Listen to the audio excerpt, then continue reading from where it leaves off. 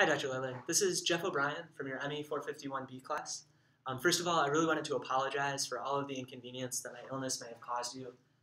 Obviously, when I was picturing how this class was going to go, I didn't think that I was going to be missing the final project day. I thought I would make the deadline and all that. And I really appreciate your accommodating me, you're allowing me these few extra days just to catch up and obviously to overcome my illness. Also, in your email, you mentioned that you were going to be traveling, that I would end up presenting while you were at, I think, Newark Airport. And I figured between having the storm of the century going on in the background, as well as just sort of the vagaries of travel, that it might be easier for you if I recorded my final project so that you could watch it at your leisure rather than being dependent on sort of the strength of your Wi-Fi connection. I know that Skyping is not always the cleanest of connections. So hopefully this works well for you. I really appreciate, again, you giving me the extra time. And I'll have the final report for you either by the end of today or sometime tomorrow. Thanks again. And lastly, I want to apologize if you hear any noise in the background. I think there's a Christmas party going on, a room or two down from here. So I really apologize for that too. But hopefully this is clear. If you have any questions, feel free to contact me. And thanks again. So with that said, let's get started. The title of my presentation is Absolute and Convective Instability in a Heated Jet. As we all know, heated jets are a very fundamental flow in fluid mechanics. They're particularly relevant for combustion applications as well as for aircraft noise. You can model the exhaust coming out of an aircraft engine as a heated axisymmetric jet. So we know that this is a very important flow, but why are we studying the linear stability of this flow? The typical Reynolds numbers range from anywhere from 10 to the 5th for many lab scale applications all the way up to the tens of millions in industrial applications. So this is a flow that we can pretty confidently say is going to transition. And it's going to be, a priori, we know that this is going to be a turbulent flow. So we're not really interested in disturbance as a mechanism for transition. Instead, what we care about is disturbance as a mechanism for generating an acoustic signature. So one model of jet noise is that you have whatever base noise, whatever noise is associated with your base flow, and some small disturbance gets triggered, gets magnified via an inviscid mechanism, and you have a wave packet, which will result in increased radiation a stronger acoustic signature. So this is important in analyzing the acoustic behaviors of jets. You can see here the jet image taken from the Van Dyke's Gallery of Fluid Motion. You have a turbulent base flow here, and then you can see the sound radiating off. So that can be enhanced by the growth of these small disturbances. And then lastly, we all know that because of FAA regulations, because of potential damage to aircraft personnel, and really just because of the nuisance of jet noise, that reducing jet noise is a very important industrial goal. So so this kind of analysis is still, it's an ongoing area of research. The papers that I studied were primarily written in the mid to late 80s, early 90s, but understanding the problem of jet noise, understanding the behavior of these small disturbances, it's very important for being able to predict jet noise, for being able to control jet noise. It's an industrially relevant problem. So with that, we can move to the problem formulation. Hopefully you can see here the fully compressible Navier-Stokes equations. So because we're dealing with a heated jet, we need to account for variable density effects. And then in addition to this, the relevant Mach numbers can reach as high as transonic or possibly even supersonic. So compressibility effects can be important too. Hence the need for fully compressible Navier-Stokes as opposed to just the incompressible formulation that we studied in class. So before we linearize the system, we want to apply a series of assumptions. The first is the same assumption that we apply when going from the Orr-Sommerfeld equation to the Rayleigh equation. And that's basically that we're at infinite Reynolds number, so we can take the linearized Euler equations or the inviscid limit here. Secondly, almost in direct contrast to that first assumption, we're going to assume that even though we're at infinite Reynolds number, the turbulence acts only at small scales. This is effectively the quasi-laminar assumption. So basically the assumption is that turbulence is acting at sufficiently small scales that it's not going to interact with the scales of disturbances that we're considering or that we're interested in here. And it turns out that while this might seem like a pretty limiting assumption, we still get very good predictions out of models that apply this assumption, as several authors have shown. Thirdly, we're going to assume axisymmetric perturbations. This is a normal mode assumption. And in fact, for simplicity, I'm just going to assume that all azimuthal variation is 0. So we're only going to be concerned with that m equals 0 wave number when we apply the modal expansion. Fourthly, we're going to assume that the jet spreading angle is small, such that we have a locally parallel flow. And in fact, when we model our base flow, we're going to assume that it only has an axial component, that there's no radial base flow. And then lastly, this should be noted that you can assume the limit of 0 Mach number. This is going to introduce some further decoupling, which can be convenient. So some authors choose to do this, others don't. Depends on the Mach number of the jets that you're studying. So with that said, we can linearize the Navier-Stokes equations. We end up with this system for the disturbance quantities. So the capital letters represent the base flow, so it's basically just rho, as well as the axial velocity uz, which are both functions of the radial coordinate r. And then the only other thing to note here is that we introduce a base flow convective derivative as shown. So we can do a little work with pen and paper, some algebraic gymnastics, and we end up with a much simpler formulation. So we apply the modal assumption that we have Fourier series or sines and cosines in both the axial direction as well as in time. And then we neglect all azimuthal variations. We set this m here to be 0. And then basically we're trying to figure out what the radial shape of these disturbances is. So we end up with two equations here, one in the disturbance radial velocity and the other in the disturbance pressure. They're both coupled, but we should note here that they're also linear in the disturbance quantities.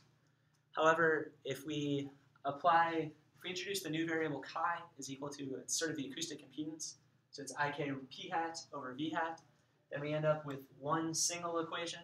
However, we should note here that we have a chi, which takes another chi here, so the equation becomes nonlinear, which can introduce some additional difficulty.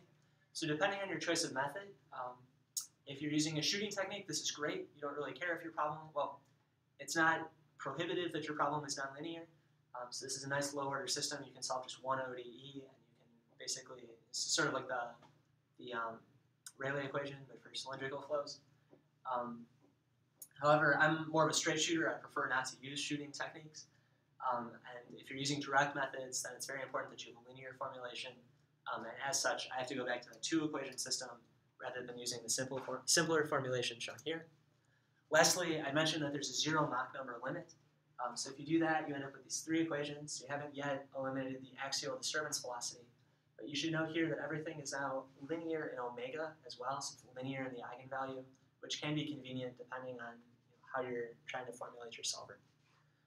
So again, this is an optional formulation here. Lastly, boundary conditions for the problem. Everything, all the disturbance quantities are going to decay as we go to positive or negative infinity. And then along the center line, taking from Lecheft and Cure, 2007, we require that the derivative of the radial disturbance velocity as well as the pressure be 0. We have a functional homogeneous boundary condition for the axial disturbance velocity.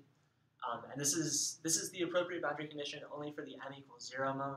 For higher order modes, this is all based on Taylor series expansions and some analysis of the problem. So further details can be had for more complicated configurations. Next, because I said I wanted to study jets, I have to define what a jet is or what a jet profile looks like. So this is taken from Cure and Monkowitz in '84. It's a very complicated formulation that basically it's a curve fit to a lot of jet data dating back to Roscoe in the 60s and running basically up until '85 when the paper was published. So it's a pretty good curve fit. It's descriptive of a variety of jets in different parameter spaces. And basically what this profile does is you begin with this idealized Heaviside function for the jet, where you have this true box profile at the jet at the nozzle, and then slowly you become more and more diffuse, and you end up with a Gaussian shape as you move farther down in the axial coordinate.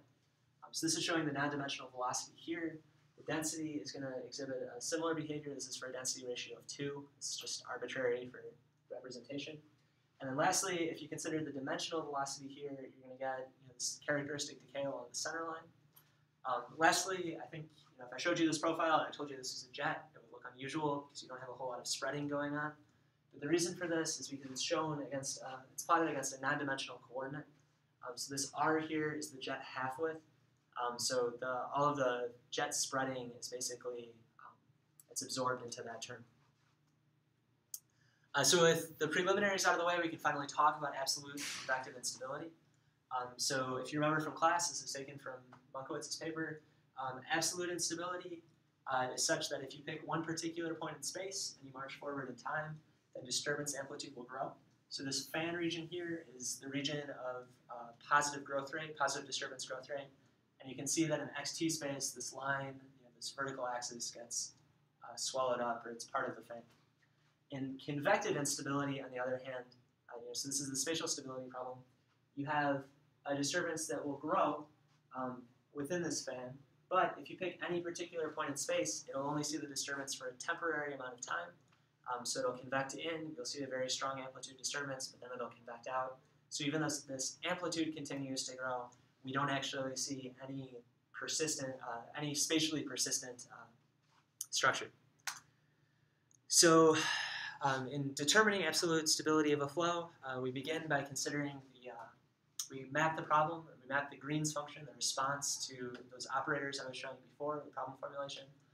We map this into k omega space by taking the f of t with respect to both. And you can idealize the response this way. So these phi's here are the two eigenfunction responses, or the two modal responses that you would see for a particular k and omega. So that gives you the Green's function in k omega space.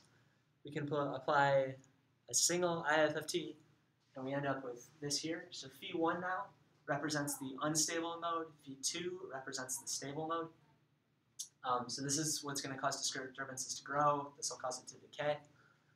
So then we can apply a second IF of t, and we end up with this formulation here. So we know that the response is going to be dominated by the unstable mode. And it's really the poles of this equation which are going to dictate whether or not we're stable. And mapping all the way back, we end up with this as a response. So we can see here that it's the zeros of both. So this is shown for the Lele equation, but it's equivalent for the cylindrical system.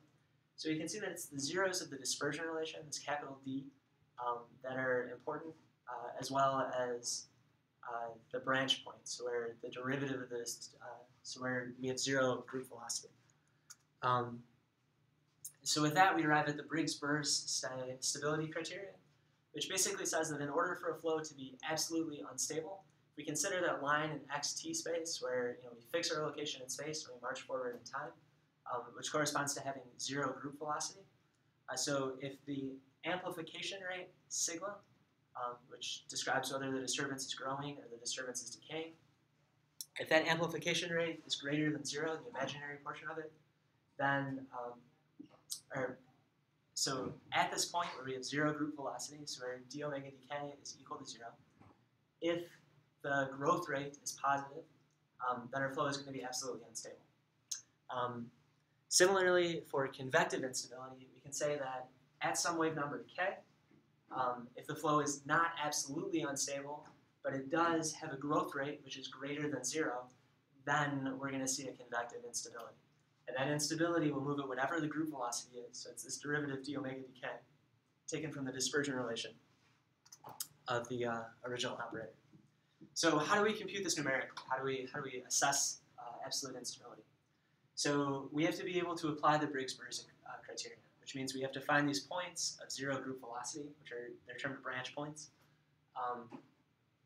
So we can apply the temporal stability analysis type method that we used in class, where we're basically finding the dispersion relation. We pick a k and we try and find the corresponding omega. And we can do this through shooting methods, through direct discretization of the operators, finite difference techniques, or through polynomial expansion. I chose to use the Chebyshev decomposition technique just because I'm not a big fan of shooting methods. So you end up with the classic eigenvalue problem here. So this is shown for the zero Mach formulation. You have your disturbance quantities, you have your eigenvalue omega, and you have these two matrices, which should both be functions of k. So that'll give you a point on the disturbance relation, or that'll give you a point on the dispersion relation. But what you want to do is you want to find that branch point, where partial omega partial k is equal to 0. And one way that you can do this is by using the adjoint of the operator. So if you solve the original eigenvalue problem, then you get some temporal frequency omega and a corresponding eigenvector q.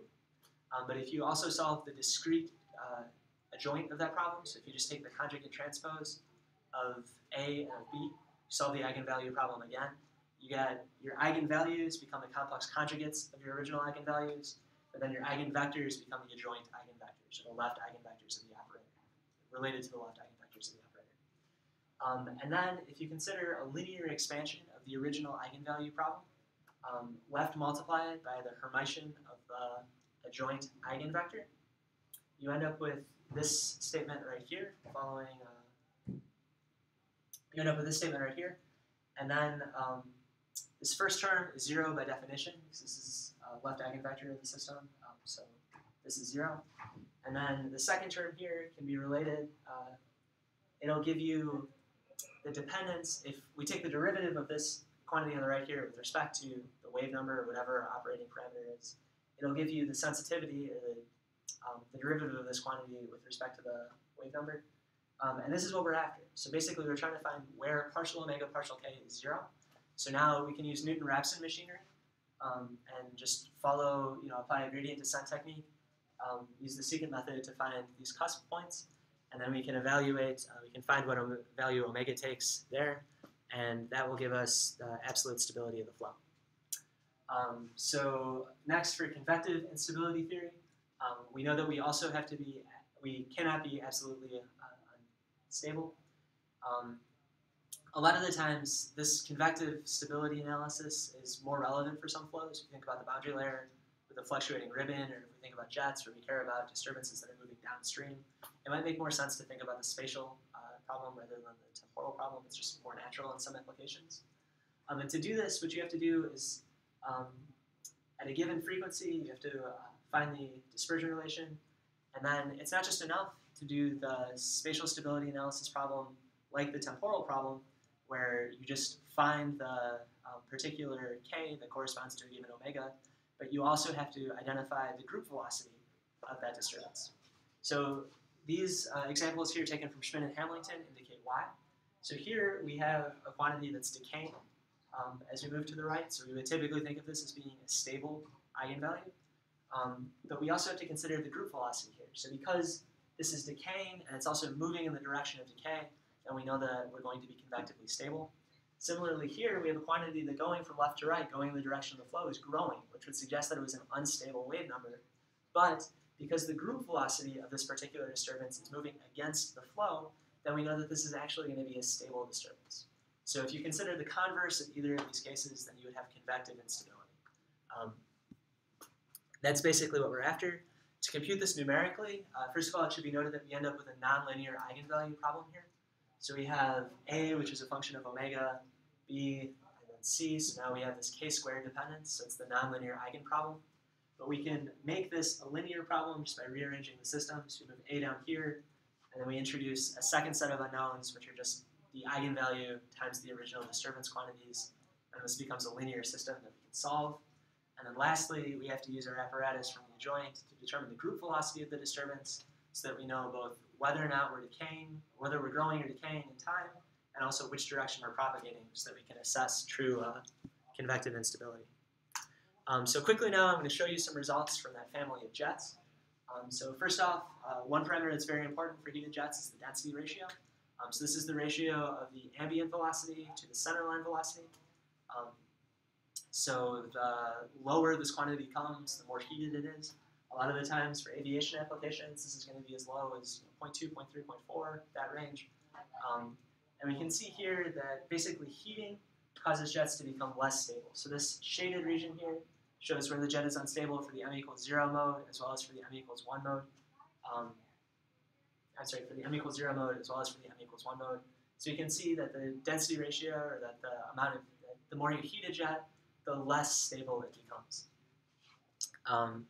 Secondly, another parameter of interest is Mach number. So the faster that a jet is moving, so as we move up the Mach number axis here, we can see that the jet becomes more stable.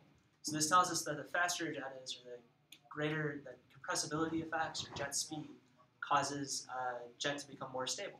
And this sort of makes sense. If you think about it in sort of a hand-wavy resonance time argument, the less time you're spending, the less time the flow has to react, the less time the disturbance has to grow, then the more stable you're likely to be. Maybe your absolute instability is turning into a convective instability. Moving on, another important factor is the flight effect. So what effect does coflow have on jet stability? So this is showing the stability boundary as a function of this should say velocity ratio, which is the difference between the centerline and the infinite velocity, or the free stream velocity, over the sum of the centerline and the free stream velocity. So what we can see here is that coflow enhances jet stability, whereas counterflow decreases jet stability. So an increasing velocity ratio is going to have a destabilizing effect on the jet.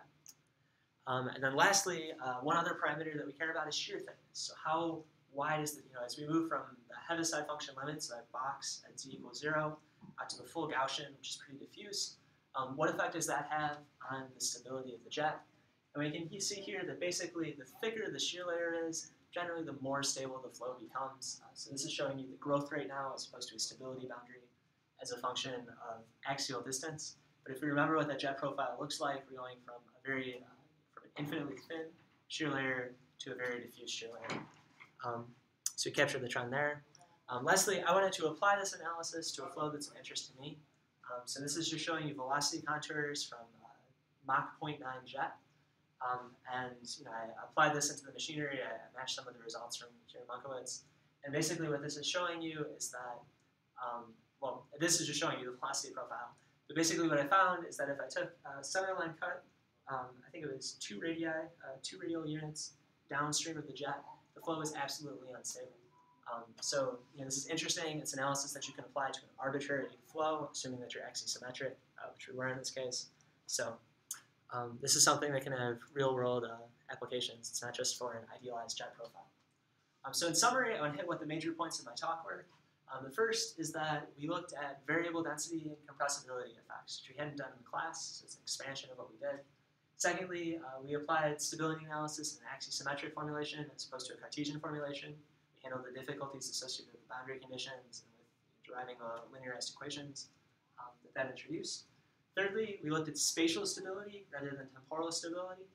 So both absolute and convective instability behavior was analyzed. We sort of presented the theory by which these techniques come into play and then applied it to a series of profiles. And then lastly, we showed the value that adjoints can have in performing this analysis, how they can give you the sensitivity directly and in sort of a more numerically robust way than repeating the calculation and then just using finite differencing to compute sensitivities.